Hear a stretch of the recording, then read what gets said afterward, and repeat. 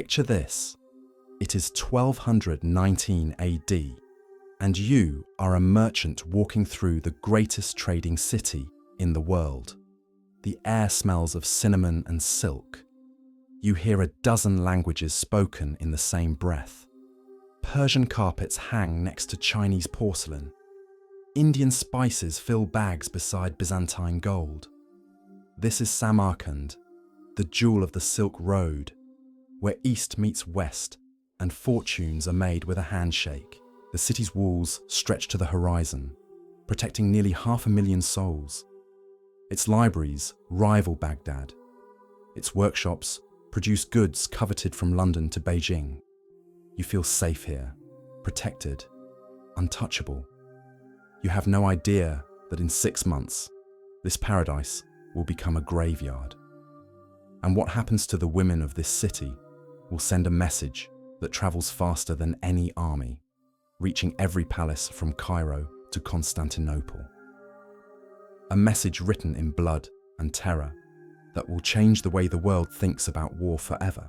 Before diving into these forgotten stories of survival and suffering, if you enjoy learning about the hidden truths of history, consider hitting that like button and subscribing for more content like this. And please comment below to let me know where you're listening from. I find it incredible that we're exploring these ancient stories together, from different parts of the world, connected across time and space by our shared curiosity about the past. To understand the horror that was about to unfold, you need to understand what Samarkand represented. This wasn't just another city on the map. This was the beating heart of Central Asia, the nerve center of the greatest trade network in human history. Merchants from Venice would travel for months just to reach its markets. Chinese caravans would cross deserts and mountains to trade in its bazaars. The wealth that flowed through Samarkand could fund entire kingdoms. The city was ruled by the Khwarezmian Empire, and its Shah, Ala ad-Din Muhammad, believed himself to be the most powerful ruler in the Islamic world. His empire stretched from the Caspian Sea to the Persian Gulf. His armies had conquered lands that had resisted for centuries. His treasury overflowed with tribute from dozens of vassal states. When he looked at his domain from his palace in Samarkand, he saw an empire that rivaled the Abbasid Caliphate at its peak. But there was something stirring in the east that would make all of that irrelevant. Something that had been growing in the steppes of Mongolia for decades. A force that didn't care about wars or wealth or the sacred authority of kings. A storm that was about to break over the civilized world with a fury that no one could imagine. The man who would bring this storm had a name that struck fear into the hearts of anyone who heard it. Genghis Khan. By 1219, he had already united the fractured tribes of Mongolia. He had conquered the Western Xia. He had humbled the Jin dynasty. His armies moved like a plague across the landscape, leaving nothing but submission or ash in their wake. But his sights were turning west, toward the rich cities of Central Asia, toward the Khwarezmian Empire, toward Samarkand. The collision between these two worlds was inevitable, but it began with what seemed like a simple misunderstanding. In 1218, Genghis Khan sent a trade caravan to the Khwarezmian Empire. It wasn't just merchants and goods. It was a diplomatic mission disguised as commerce. The Khan was testing the waters, seeing if he could establish peaceful relations with this wealthy neighbor. The caravan carried a message for Shah Muhammad. Trade with us, and both our peoples will prosper. But when the caravan reached the border city of Otrar, the local governor made a decision that would doom his empire. Enalchuk, the governor of Otrar, looked at the Mongol merchants and saw only barbarians with expensive goods. He accused them of being spies, confiscated their wealth, and executed the entire caravan. 450 men died for the crime of carrying silk and silver across a border. When news of this massacre reached Genghis Khan, his reaction was measured. He didn't immediately declare war. Instead, he sent 3 envoys to Shah Muhammad with a simple demand: hand over the governor who murdered our merchants, and we will consider this matter settled. It was a reasonable request. It was also a test. Shah Muhammad's response revealed everything about how the civilized world viewed these steppes warriors. He didn't just refuse to hand over the governor. He had 2 of the envoys executed and sent the third back with his beard burned off as an insult. It was a declaration that the Khwarezmian Empire would not bow to threats from nomadic horsemen. It was also a death sentence for every man, woman, and child in his domain. Genghis Khan received the mutilated envoy in silence. He listened to the report of his ambassador's execution. He looked at the burned face of the survivor. Then he climbed a hill overlooking his camp, faced toward the setting sun in the direction of the Khwarezmian Empire, and prayed to the eternal blue sky. What he said in that prayer, history doesn't record. But what happened next, the world would never forget. The Mongol war machine that assembled in 1219 was unlike anything the world had ever seen. This wasn't a feudal army of knights and peasants. This wasn't a collection of tribal warriors fighting for glory.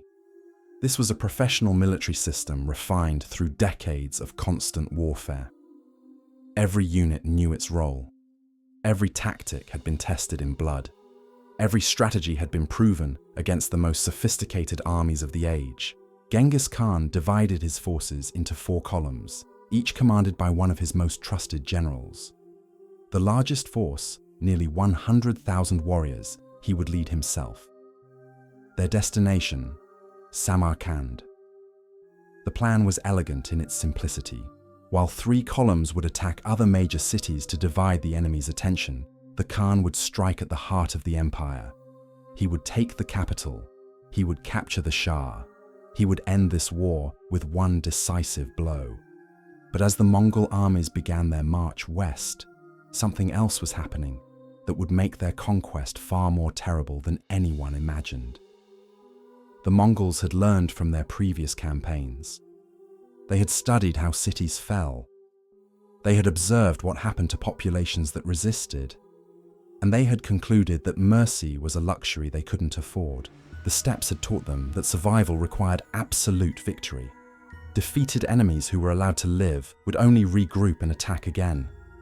Cities that were conquered but left intact would rebel the moment the army moved on.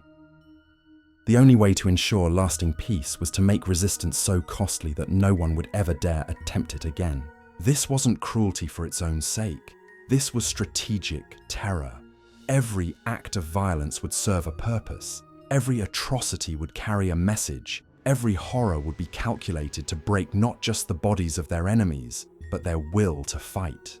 And when the Mongols finally reached the walls of Samarkand, they would demonstrate this philosophy in ways that would haunt the nightmares of every ruler from Baghdad to Beijing.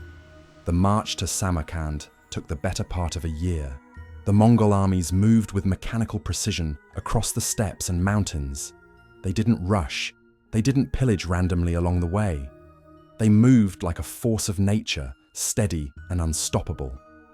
Behind them, they left a trail of submission. Small towns and villages that had heard rumors of their approach would send delegations with tribute before the horsemen even appeared on the horizon. Word of their coming spread faster than the army itself. Merchants fleeing ahead of the advance brought stories that grew more terrifying with each telling. Entire cities had vanished overnight. Armies had been swallowed without a trace. The very earth seemed to burn in the wake of these strange warriors from the east. In Samarkand, Shah Muhammad received these reports with growing unease. His scouts confirmed that multiple Mongol armies were advancing on different fronts. His generals estimated the enemy force at over 200,000 men. His advisors urged him to gather every available soldier and meet the invaders in open battle before they could reach the capital. But Muhammad made a decision that would seal the fate of his empire. Instead of concentrating his forces for one decisive battle, he divided his army. He sent detachments to defend every major city. He kept only a fraction of his total strength in Samarkand itself. It was a defensive strategy that might have worked against a conventional enemy.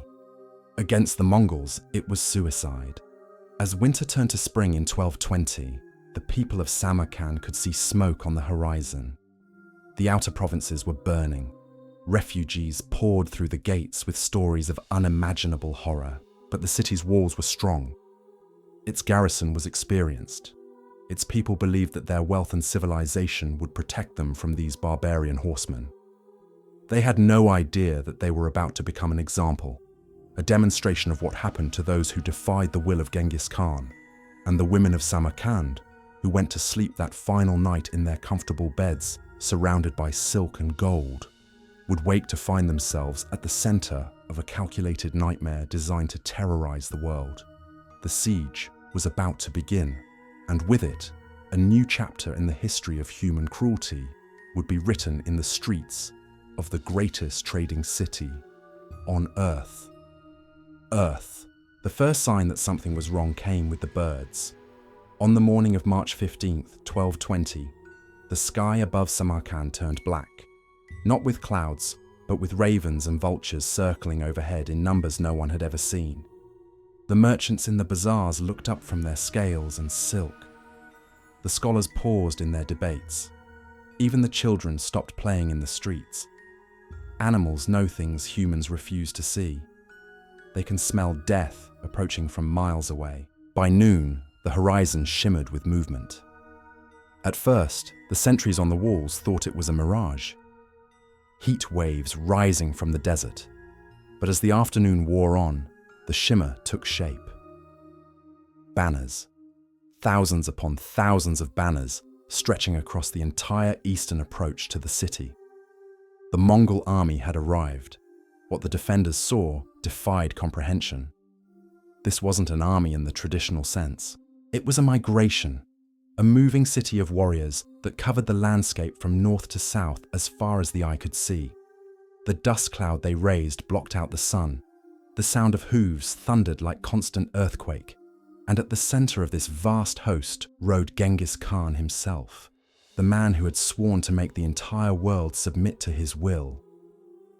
The psychological impact was immediate. Soldiers on the walls began to whisper prayers.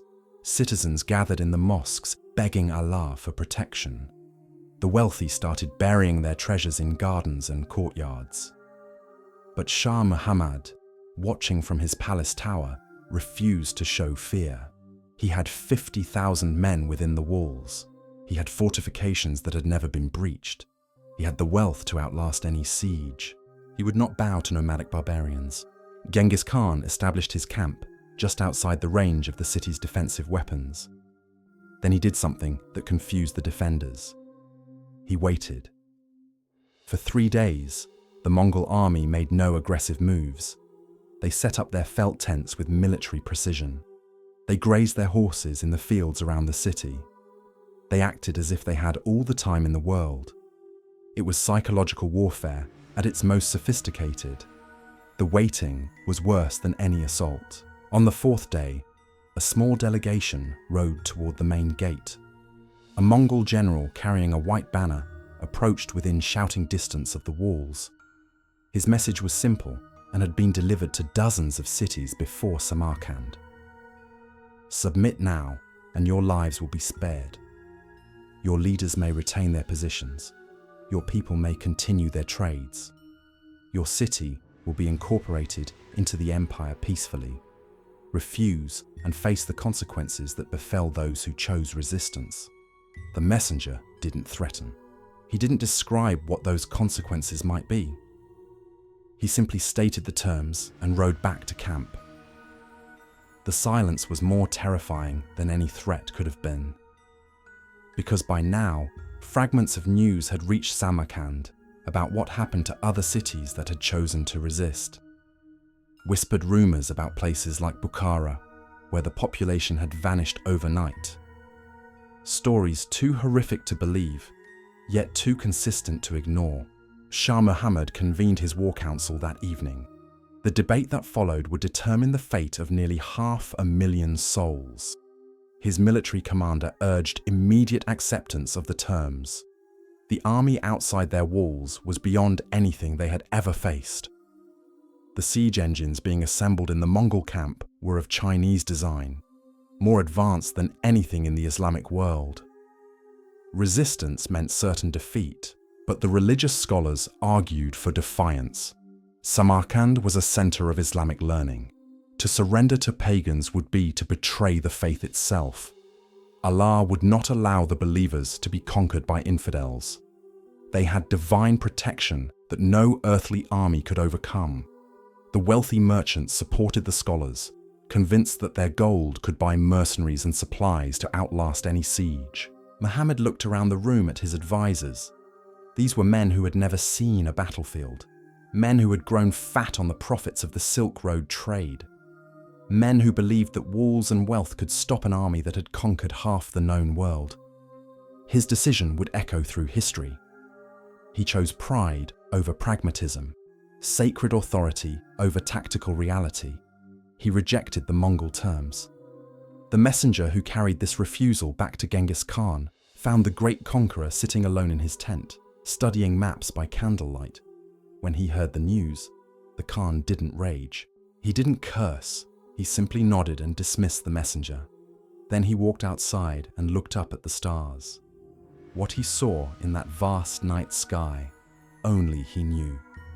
But when dawn broke the next morning, the siege of Samarkand began in earnest. The Mongol assault was unlike anything the defenders had ever witnessed. It didn't begin with a chaotic charge or random bombardment. It began with engineering. Chinese siege specialists had spent days calculating the exact trajectory needed to breach specific sections of the wall. Trebuchets were positioned with mathematical precision. Catapults were loaded with stones that had been cut to specific weights and dimensions. When the bombardment commenced, it was surgical. The Mongols didn't waste ammunition on random destruction. They targeted the weakest points in the fortification with relentless accuracy. Each stone that struck the walls had been aimed at a predetermined spot. Each impact created microfractures that would weaken the entire structure. It was siege warfare elevated to the level of science. But the real terror came with what happened between the bombardments. During the brief silences when the siege engines were being reloaded, the defenders could hear something that chilled their blood. Singing. The Mongol warriors were singing ancient war chants in their native tongue. Rhythmic, haunting melodies that spoke of death and conquest. The sound carried across the battlefield like the voices of demons, promising horrors yet to come. By the third day of bombardment, cracks were visible in the eastern wall. By the fifth day, entire sections were beginning to sag. The defenders tried to shore up the damage with timber and rubble, but it was like trying to stop a flood with bare hands. The Mongol engineers had calculated exactly how long the fortifications could withstand their assault. They were working to a timetable that had been proven in dozens of previous sieges. On March 25th, 10 days after the Mongol army had first appeared, the eastern wall collapsed. A section nearly 100 feet wide simply disintegrated under the constant pounding. Dust rose like a mushroom cloud over the city. The sound of falling stone echoed like thunder. And through the breach, the defenders could see thousands of Mongol warriors preparing to pour into their city. But Genghis Khan held his army back. The breach was wide enough for his forces to storm through, but he wanted something else. He wanted the city's leaders to understand exactly what was about to happen to their people. He wanted them to face the choice one final time with full knowledge of the consequences. A last envoy rode toward the breach, calling for the Shah to surrender while some mercy was still possible. Muhammad's response came in the form of arrows. Archers on the remaining walls fired at the Mongol messenger, forcing him to retreat. It was a gesture of defiance that sealed the fate of everyone within the city walls. The Shah had chosen resistance over submission. He had chosen pride over the lives of his people. He had made his decision, and now the Mongols would implement theirs. That night, as the defenders prepared for the assault they knew would come with dawn, something else was happening in the Mongol camp. The great Khan was giving his final orders to his generals. What he told them would transform the fall of Samarkand from a military conquest into something far more sinister. He was turning the city into a laboratory for testing the limits of human terror. And the women of Samarkand were about to become unwilling participants in an experiment that would reshape the way the world understood warfare. The instructions Genghis Khan gave his commanders that night were precise and calculated. This would not be random slaughter. This would not be the chaotic sacking of a defeated city. This would be systematic, methodical, designed to send a message that would travel faster than any army ever could. A message written in the screams of the innocent and the tears of the helpless. A warning that would echo through every palace and throne room from the Mediterranean to the Pacific. The assault began at dawn on March 26th with a sound that survivors would describe as the earth itself screaming. But the Mongols didn't charge through the breach like wild barbarians. They moved with the precision of a machine that had been perfected through decades of conquest. The first wave consisted of heavily armored shock troops carrying massive shields and battle axes. Behind them came the archers, their composite bows ready to rain death on anyone who showed resistance. And behind them, the specialists, the men whose job it was to implement Genghis Khan's specific instructions for what would happen to the population. The defenders of Samarkand fought with the desperation of men who knew they were already dead. They met the Mongol advance at the breach with everything they had. Swords clashed against shields. Arrows whistled through the morning air. Men screamed and died in the rubble of what had once been an impregnable wall. For a brief moment, it looked like courage might triumph over overwhelming odds. The first Mongol assault was repelled, bodies piled up in the breach itself, creating a barrier of flesh and bone. But this was exactly what Genghis Khan had expected. The initial repulse wasn't a defeat for the Mongols. It was reconnaissance. They had tested the defenders' strength, identified their positions, and learned how they fought. Now came the real assault. The second wave didn't attack the breach directly. Instead, Mongol engineers had been working through the night to undermine other sections of the wall. As the defenders celebrated their momentary victory, explosions rocked the northern and southern walls simultaneously. The siege had become a coordinated nightmare. While the garrison rushed to defend multiple breaches, Mongol cavalry poured through the gaps like water through a broken dam. The defenders found themselves surrounded, cut off from each other, fighting isolated battles they couldn't win. The systematic nature of the assault became clear. This wasn't random destruction. This was dismantling. The Mongols were taking the city apart piece by piece, street by street, building by building. By noon, organized resistance had collapsed. The garrison was either dead or scattered. Shah Muhammad, realizing that his capital was lost, made the decision that would define him in history as a coward. While his people fought and died in the streets, he gathered his personal treasure and fled through a secret passage that led to the river. He escaped on a boat while the city that had trusted him to protect them burned behind him. His abandonment of Samarkand would become a cautionary tale told in every court from Baghdad to Delhi. With the military resistance broken, the real horror began. The Mongol forces spread throughout the city in organized units, but they weren't looting randomly like typical conquerors. They were implementing a plan that had been carefully designed to maximize both psychological impact and strategic value. The population was divided into categories. Artisans were separated from merchants. Scholars were identified and set aside. Young men of fighting age were grouped together, and the women, all the women, were gathered in the central square. What happened next was recorded by the few survivors who managed to escape, and by Mongol chroniclers who documented their own methods with chilling precision. The women of Samarkand, from the wives of wealthy merchants to the daughters of common craftsmen, found themselves at the center of a calculated demonstration of Mongol power. They were not killed immediately. That would have been too simple, too quick. Instead, they became participants in a ritual of humiliation designed to break not just their bodies, but the spirit of anyone who heard their story. The selection process was methodical. The most beautiful women, those who had lived lives of luxury behind silk curtains and perfumed gardens, were chosen first. They were stripped of their fine clothes and jewelry, not for the value of the items, but to strip away their dignity along with their garments. The psychological impact was devastating. These were women who had never been seen unveiled by any man except their husbands.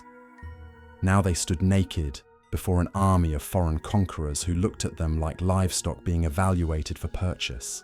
But the Mongols weren't interested in random assaults. They were interested in sending a message. The prettiest women were claimed by Mongol officers, not as wives, but as property. They would be taken back to Mongolia as living trophies, symbols of the empire's power to claim whatever it desired. Their children, if they bore any, would be raised as Mongols, further diluting the bloodlines of the conquered peoples. It was cultural warfare at its most insidious level. The older women, those past childbearing age, faced a different fate. They were forced to watch as their daughters and granddaughters were divided among the conquerors. Many begged to be killed rather than witness such degradation. Their pleas were ignored. The Mongols wanted them alive to remember, to carry the story of what they had seen, to spread the tale of Mongol power to anyone who would listen. The wives of the city's leaders received special attention. These women had lived in palaces, surrounded by servants and luxury. They had never known hardship or humiliation. Now they were paraded through the streets as examples of how completely the old order had been overturned. The message was clear. No amount of wealth or status could protect anyone from Mongol wrath. The highest could be brought lowest in a single day. Young girls, some barely past childhood, were evaluated like precious commodities. The most attractive would be saved for high-ranking Mongol nobles back in Karakoram. Others would be distributed among the soldiers as rewards for their service in the campaign. The systematization of this process was perhaps its most horrifying aspect. This wasn't chaotic violence. This was organized degradation carried out with the efficiency of a military operation. The psychological impact extended beyond the immediate victims. Mongol soldiers were ordered to describe in detail what was happening to any male prisoners who were being kept alive. Merchants who might be released to spread word of the conquest. Diplomats who might return to neighboring kingdoms. Scholars whose knowledge made them valuable enough to spare. These men were forced to listen to accounts of what was being done to their wives, daughters, and sisters. Some of the male prisoners broke down completely upon hearing these descriptions.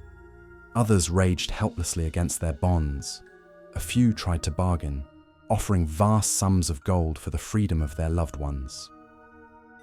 The Mongols listened to all of these reactions with clinical interest.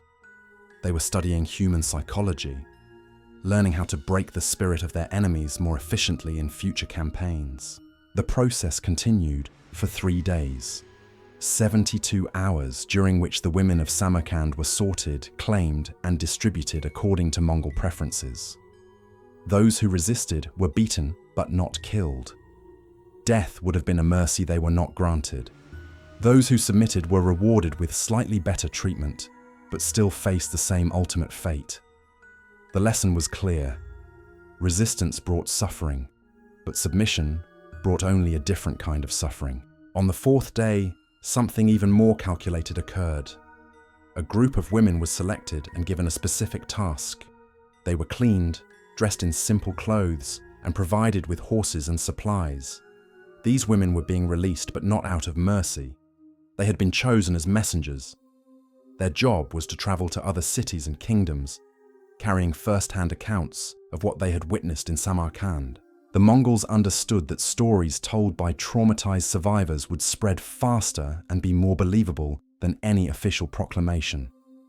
These women would arrive in Damascus, Cairo, and Constantinople as living proof of what happened to those who defied Genghis Khan.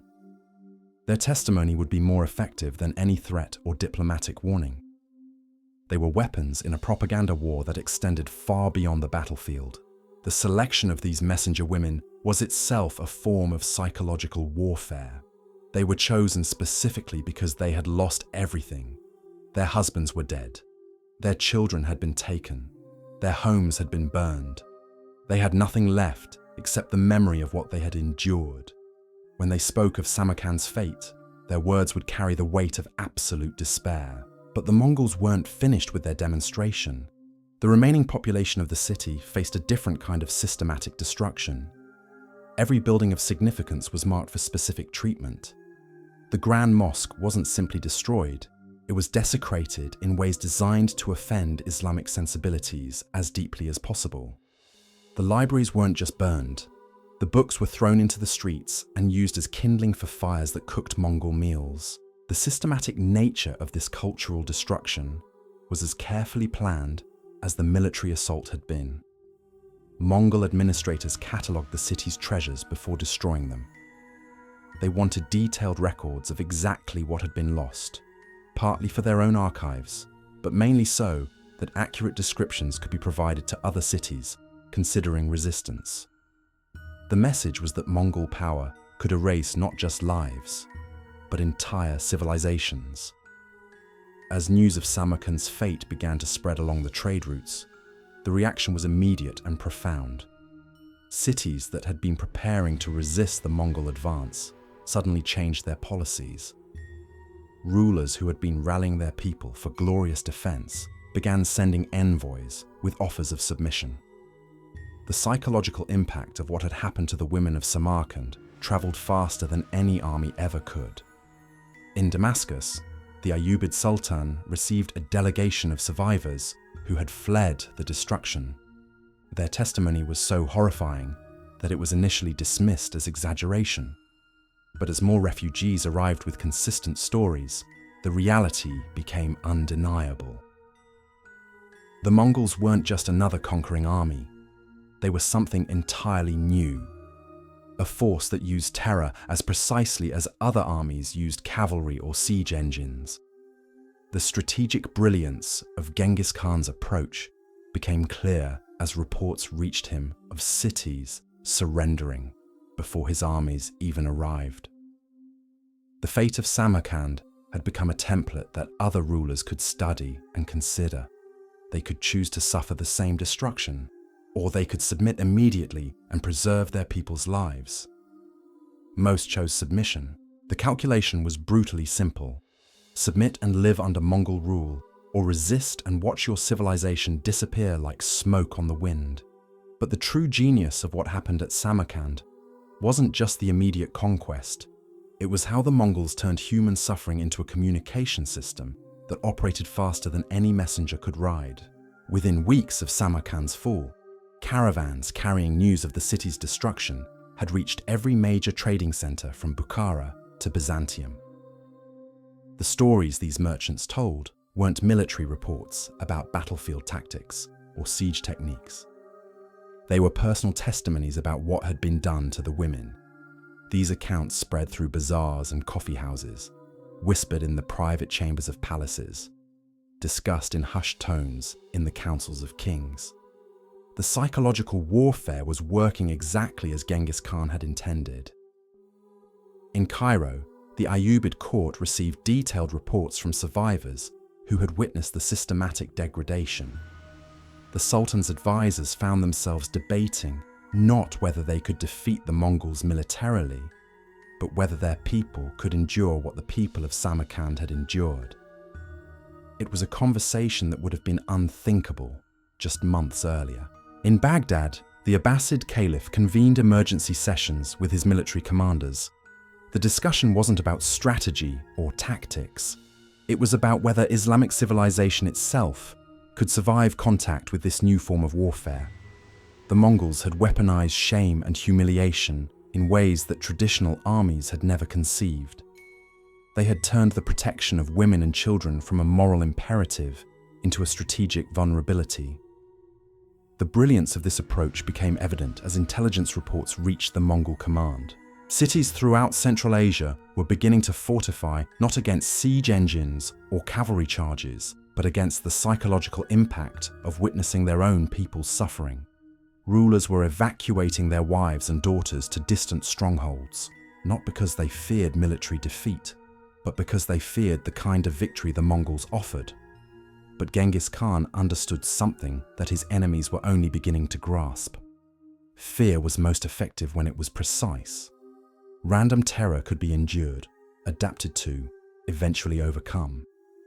Calculated terror, designed to target specific psychological pressure points, was far more devastating.